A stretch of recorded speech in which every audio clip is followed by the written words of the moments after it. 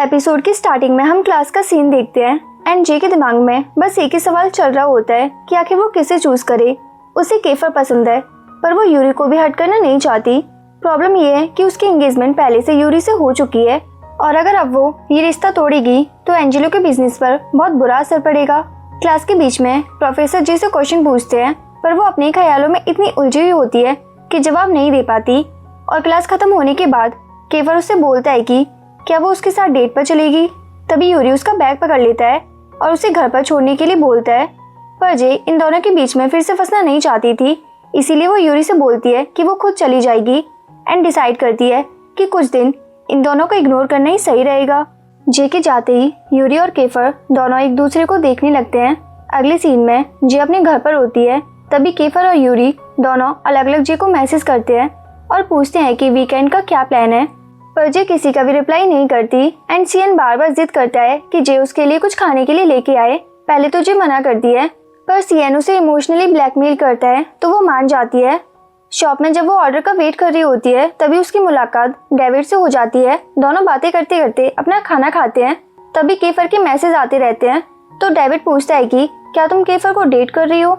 ये सुनते ही जे शॉक्ड हो जाती है और तभी डेविड उसके गले में चेन में लगी हुई रिंग को देख लेता है। वो रिंग यूरी और जे की एंगेजमेंट रिंग होती है। जे बताती है कि मुझे किसी ने दी है। तभी जे डेविड से सीजन 1 वाले नेकलेस के बारे में पूछती है जिसमें वो अभी रिंग पहने हुई थी। डेविड बताता है कि वो नेकलेस पर्सी ने भेजी थी। जे तुरंत क्यूरियस हो जाती है और पूछती है कि पर्सी कहाँ पर है, मुझे उससे मिलना है।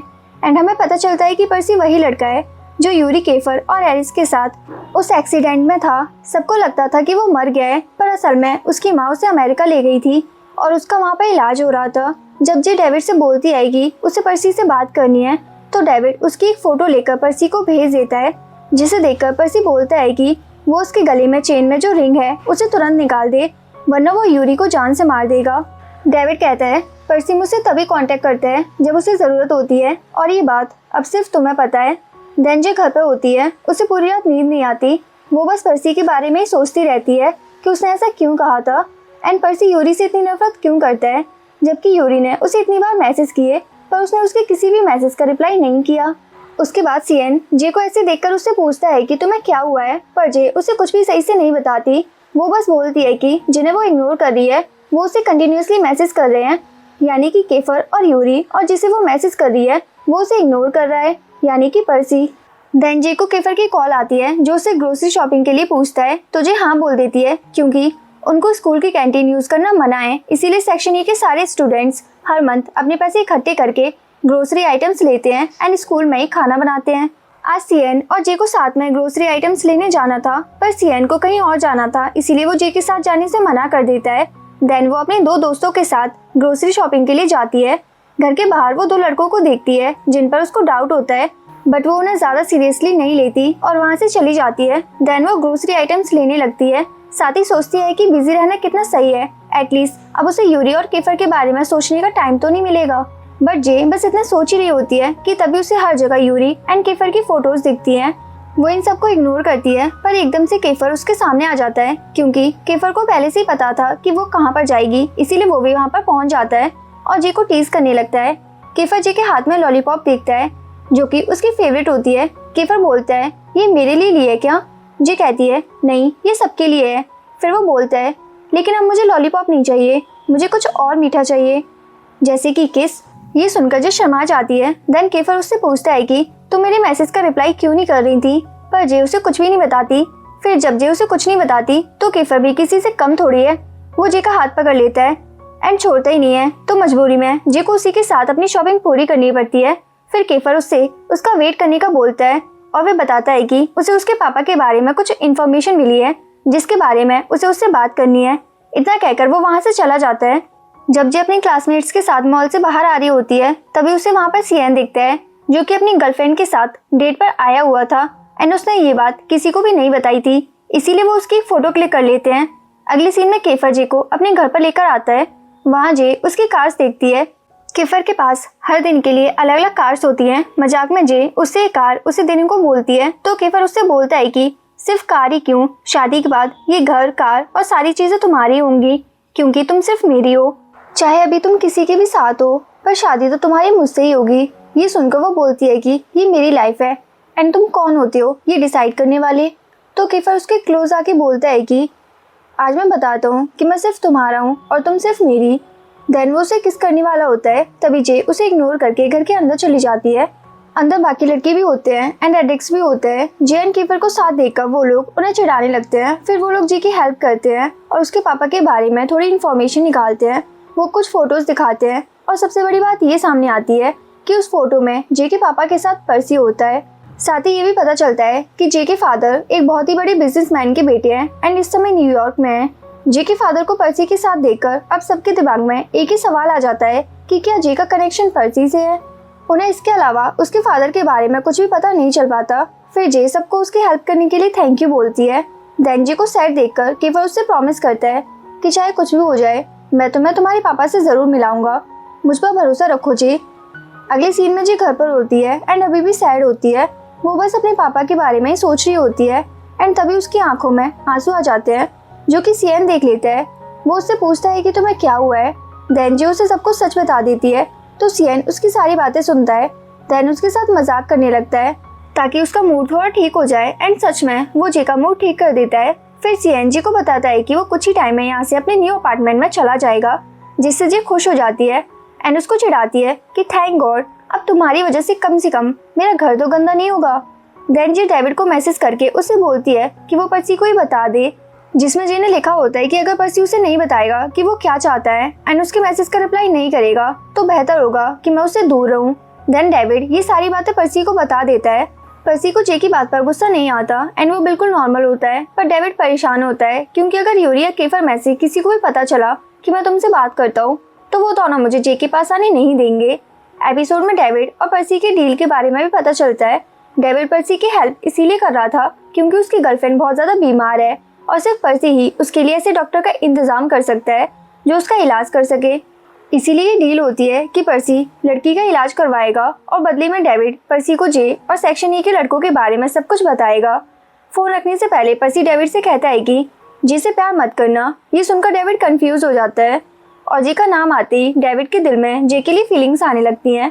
फिर हम पर्सी की मॉम को देखते हैं। पर्सी अपनी मॉम से वापस जाने की जिद करता है पर उसकी मॉम कहती है कि जब तक तुम पूरी तरह से ठीक नहीं हो जाते तुम कहीं नहीं जाओगे।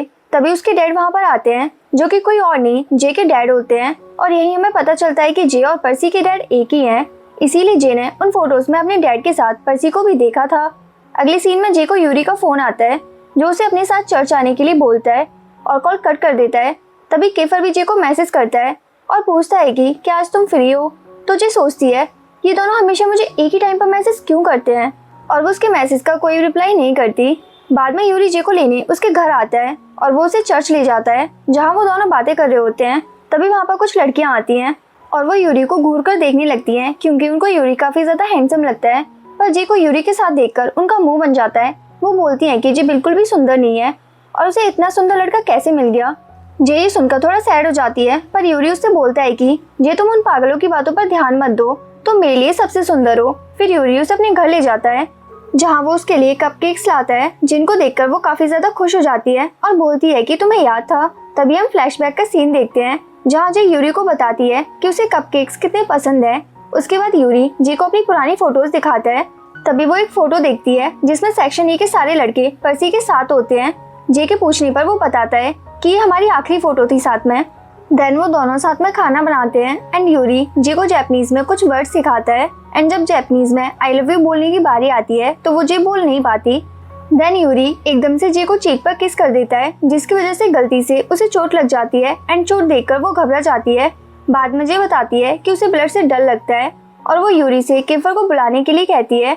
उसे डर लग रहा होता है कि कहीं वो यूरी को चोट न पहुंचा दे, पर यूरी उसे कहता है कि जे मैं तुम्हारे पास हूँ। पर जे बार बार कीफर का नाम बोलने लगती है। ये देखकर यूरी को बहुत ज्यादा बुरा लगता है। बाद में जे यूरी को सॉरी बोलती है और बताती है कि मुझे ब्लड से डर लगता है और उसको देखते ही मैं अजीब बिहेव करने लगती हूँ और लोगों को हार्म कर देती हूँ। मुझे नहीं पता ऐसा क्यों है, पर जब राम से फाइट हुई थी उसी टाइम मुझे इसके बारे में पता चला और तब कीफर ने मुझे संभाला था एंड एंजेलो और एरिस को भी इस बारे में पता है। तो यूरी बोलता है अच्छा तो इसीलिए तुमने मुझे कीफर को बुलाने के लिए बोला।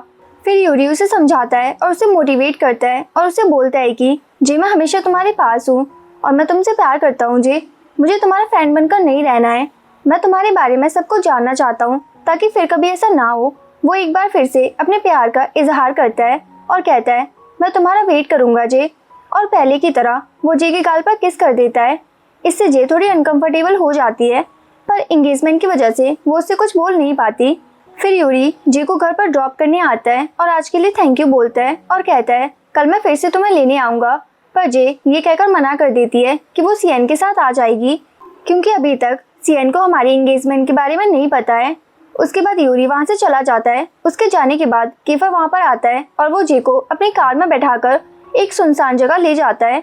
फिर केफर उससे बोलता है कि आज तुमने यूरी के साथ क्या किया। पहले तो जो बताने से मना कर देती है, देन उसके बार बार बोलने पर वो उसे बताती है कि वो उसके साथ चर्च गई थी। देन केफर बोलता है कि और क्या किया। उसके बाद वो बताती है कि शॉपिंग की, साथ में कुकिंग की। तो केफर बोलता है और क्या किया। तो जे बोलती है और कुछ भी नहीं। तो केफर गुस्से में बोलता है जे प्लीज़ और कितना झूठ बोलोगी, मुझे सच बताओ। फिर जे फाइनली उसे बता देती है कि यूरी ने मुझे किस किया। केफर ये सुनकर बहुत ज़्यादा हर्ट हो जाता है। वो रोते हुए उसे बोलता है कि तुम मेरे साथ ऐसा क्यों कर रही हो जे। मैंने तुम्हें बताया था ना कि तुम सिर्फ मेरी हो और मैं सिर्फ तुम्हारा, फिर भी तुमने ऐसा क्यों किया। क्या तुम उसे पसंद करती हो। तो जे भी गुस्से में बोल देती है कि उसे यूरी पसंद है। और ये सुनकर वो कहता है कि तुम झूठ बोल रही हो ना जे, एंड अगर ऐसा है तो न्यू ईयर वाली किस का क्या। तुमने तब मना क्यों नहीं किया मुझे, और आज भी तुम मेरे साथ यहाँ पर क्यों आई हो। बोलो जे, मैं तुम्हारे लिए क्या हूँ और तुम मेरे साथ ऐसा क्यों कर रही हो। क्या मैं तुम्हारे लिए कुछ भी नहीं हूँ। फिर ये सब सुनकर जे भी रोने लगती है और बोलती है कि मेरी सिचुएशन को समझो, मैं यूरी को सेम रीज़न की वजह से रोता हुआ नहीं देख सकती। और ये सुनते ही केफर कंट्रोल नहीं कर पाता और टूट जाता है। वो बोलता है कि मैं कभी किसी की प्रायोरिटी नहीं रहा।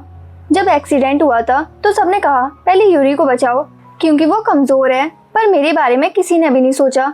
मेरी माँ नहीं है, मैंने अपने भाइयों को खुद पाला है। मेरे पापा को भी मुझसे कोई फ़र्क नहीं पड़ता, वो भी मुझसे बिल्कुल प्यार नहीं करते।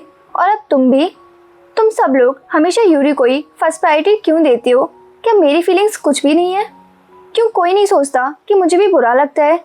तुम प्लीज़ सबके जैसी मत बनो जे, मुझे अकेला मत छोड़ना जे। और रोते हुए जे को आई लव यू बोलता है। केफर की बातें सुनकर जे का दिल पिघल जाता है और उसे अपनी गलती का एहसास होता है और वो भी उसे आई लव यू टू केफर बोलकर ज़ोर से हग कर लेती है। एंड इसी के साथ ये एपिसोड यहीं पर ख़त्म हो जाता है, जब जे फाइनली ये मान लेती है कि वो केफर से प्यार करती है, यूरी से नहीं। सो आपको ये एपिसोड कैसा लगा कमेंट में ज़रूर बताना। एंड अगर आपको वीडियो थोड़ी सी भी अच्छी लगी हो तो प्लीज़ चैनल को सब्सक्राइब कर लेना एंड वीडियो को लाइक एंड कमेंट करना बिल्कुल मत भूलना। सो मिलते हैं नेक्स्ट एपिसोड के साथ। तब तक के लिए अपना ख्याल रखिए और खुश रहिए। Tata, bye bye.